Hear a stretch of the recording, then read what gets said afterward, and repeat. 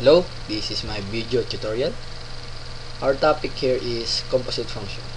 Composite function is a combination of two functions where you apply the first function and get an answer and then fill that answer into the second function. Okay, next.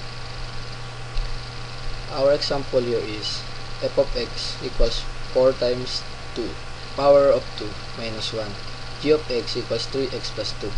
Now, the composite function value we have to get is f of g of 2.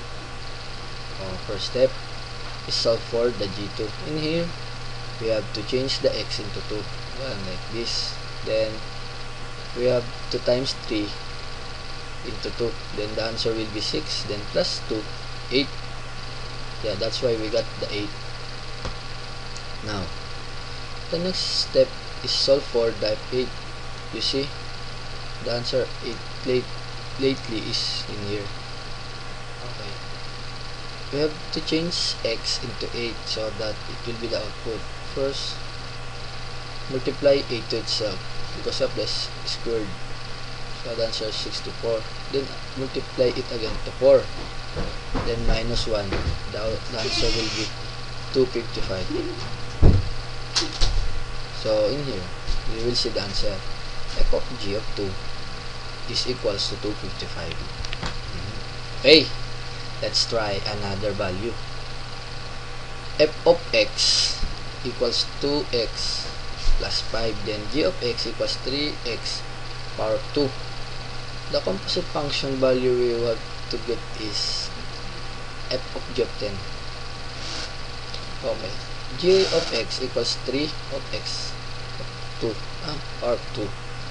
In here we have to change the x into 10. So let's see the output. 10 times 2 itself because of the squared, then 100, then times 3 equals 300. Okay, now let's find f of 100. Okay, f of x equals to 2x plus 5. So we have to change 100, the x to 100. So 2 times 100 is equals 200 plus 5 equals 205. The answer of FOG of 10 equals 205. Thank you for watching my video tutorial. Thank you. Yan.